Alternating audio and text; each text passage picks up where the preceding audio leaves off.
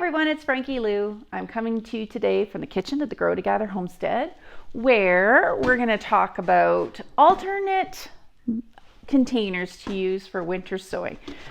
If you're watching this video, you probably already have watched my videos about milk jug planting, and it still is the way that I do a whole lot of planting every day, is in the good old milk jugs.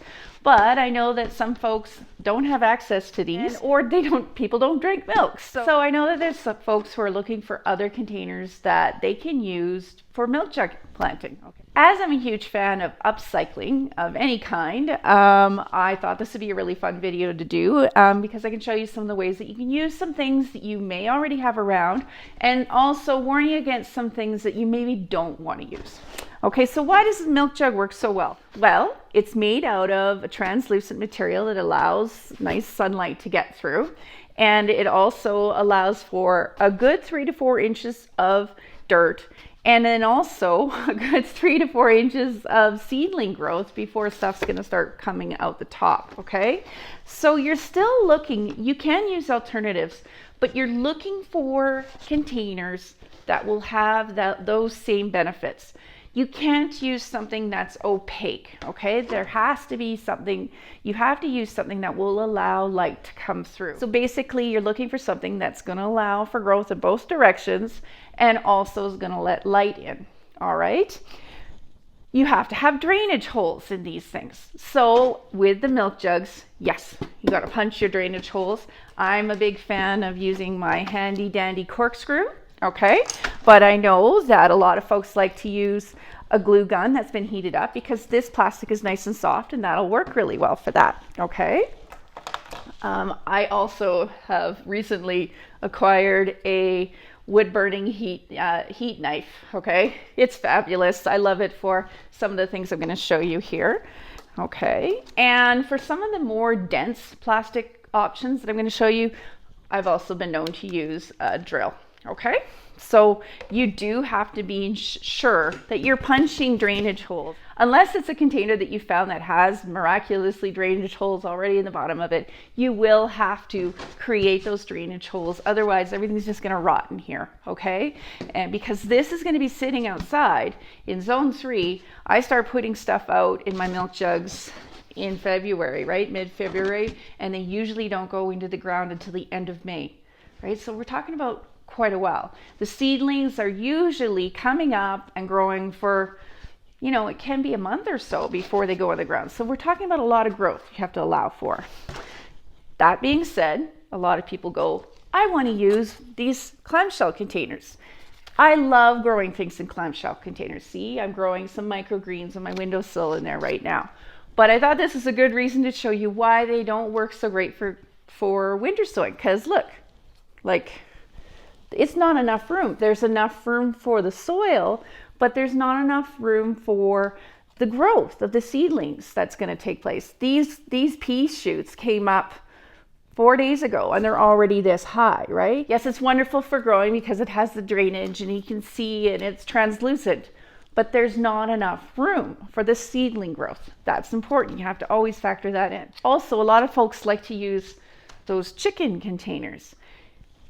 It hasn't been I've played with it. I find that while the domes are a nice height and I can get quite a bit of seedling growth, I don't find that the bottoms are deep enough to get that good 3 to 4 inches of soil that I'm looking for in the bottom, okay? I don't want my roots to get all tangled. I want them to have lots of room to grow so that when I go to separate my seedlings, it's not going to be problematic.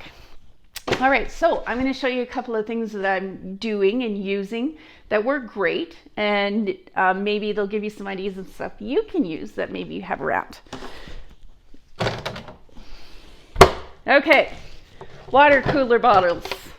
They're awesome, okay, because with this that I'm going to use, I'm not going to have to transplant. Okay, so I'm going to be doing a winter sowing, but winter sowing in place. All right, because what I'm going to do with this is I've cut it open with my handy dandy little heat knife here, and I'm going to put in more than 3 to 4 inches of soil.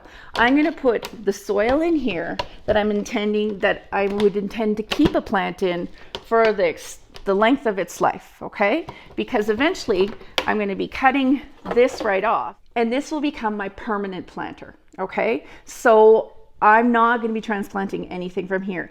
That makes it pretty easy to use, you can imagine, right? Because that whole, I spend a lot of time transplanting, because I plant over 100 of these every year. So days and days and days are spent transplanting plants into my raised beds. But now I also have on my deck, on my herb garden and my little kitchen garden that I do on the deck, this just goes there and I don't have to take it away. Okay, and I can also plant stuff in here that's a little more tender. I'm going to be putting some of my more tender stuff in these in April. Okay, and they'll grow up nice, and then I'll just, once I get that nice warm days that I start seeing at the end of May, I can just take this off completely. And because there's so much room for the plant growth, they're wonderful. Okay, I highly recommend giving this a try. Yes, you do have to use a lot of soil. For these projects, for the winter sowing in place projects, I don't tend to use the Pro Mix in the bags because that would get extremely costly. What I do use is the veggie garden blend that I get from my local supplier that I get dropped off, and I fill that with this, the same way I would fill any of the planters out that I have on my deck for my herb garden and in my kitchen garden. Okay, so once again, I have punched a ton of holes in here. I want good drainage. I did that with my nice little heat knife here. Okay, I'm gonna, once I fill it full of soil, I'm gonna duct tape it up. And this is a real set it and forget it kind of situation. I'm gonna be doing a bunch of hardy stuff in, I've got 20 of these to do right this week. And so I'll be putting a bunch of hardy stuff in there this week. But starting in April, I'm gonna be putting much more tender things in here. And it's gonna be a lot easier, okay? And a lot less work. I wouldn't be surprised if I start heading more down this road because it's busy out in my garden at the end of May, you can imagine.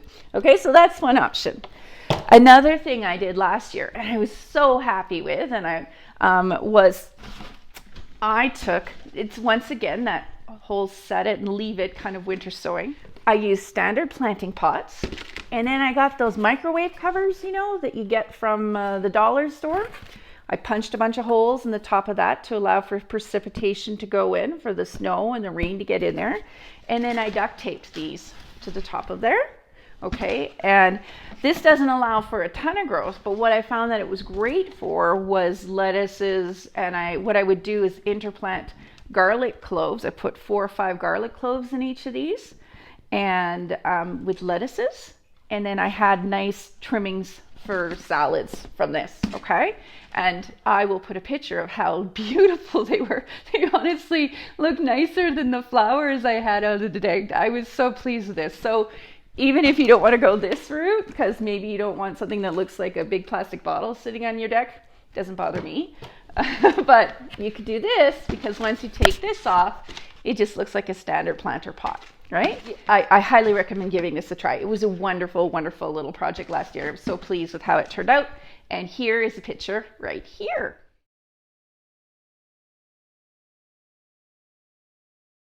Okay, next up, I have got another idea that I use for sort of an alternative, because I was asked to do a few farmers markets and people were requesting individual pots. Okay.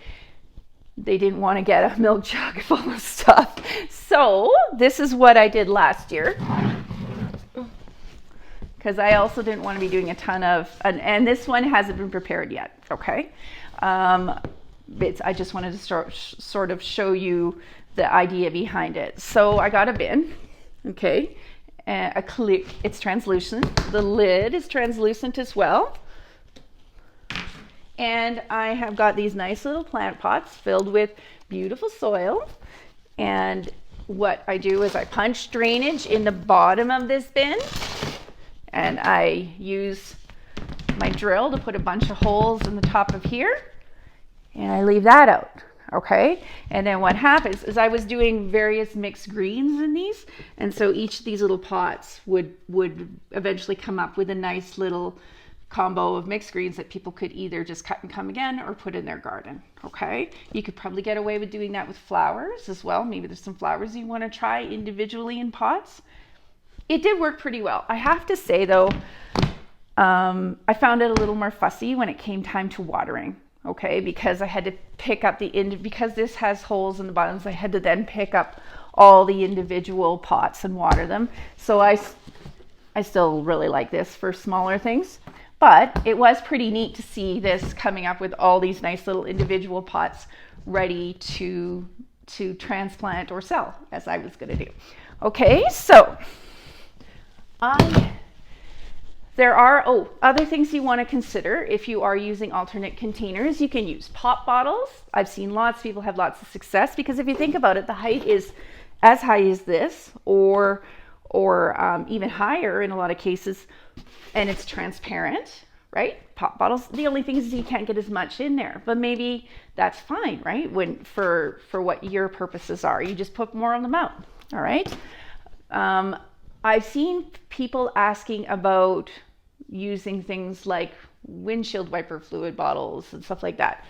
I'm not going to do that. I want to use food grade containers, okay? Stuff that I know is safe for planting stuff, because the majority of what I grow, even if it's a flower, it's usually an edible flower, either for myself or my bees or my or my chickens, right? So almost everything I grow is edible eventually in some way or another.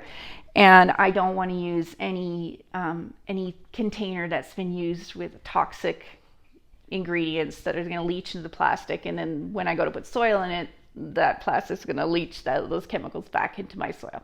Okay, so I know that was a bit long, but I've had so many questions about this lately. I just thought this would be helpful for you, and keep those questions coming. And if you have any more questions about this one, let me know in the comments. Subscribe if you want to see some of the other things we got going on in the homestead. And as always, I hope you take this chance to grow together today. Have a good one.